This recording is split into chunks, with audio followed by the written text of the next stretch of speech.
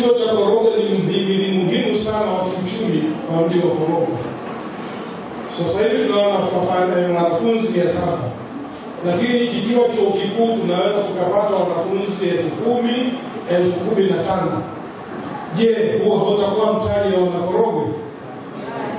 Hautakuwa mtaji wa Wanakorogwe?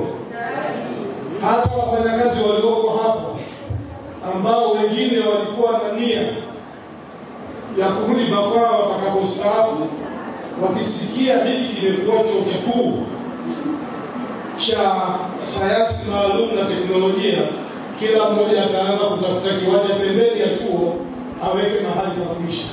Hizo ndio fursa, ndio namna tunaweza tukaukuza mji wa Korogwe. Mimi kuombe mwenyekiti wa bodi, kuombe mkuu wa chuo, hebu tuanze kufanya tafakari, tushirikiane na halmashauri yetu, tuangalie jinsi ya kuanza kulijengea hoja hili swala. Miaka 65 nadhani kwa hapa tulipo tuseme imetosha, inabidi tujiongeze. Tunakubaliana? Tusifikirie siku zote hapa tulipo, tufikirie namna ya kusonga mbele.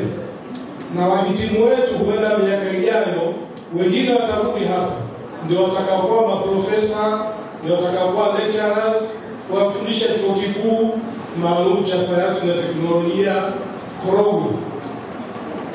Kwa hiyo ni changamoto kwetu sote, tulitafakari, tuweke vichwa pamoja. Nina imani tukiungana hili litatusaidia sana kukuza chuo chetu ambacho nina imani kinastahili kwenda kwenye ngazi nyingine badala ya kuendelea kubaki pale pale.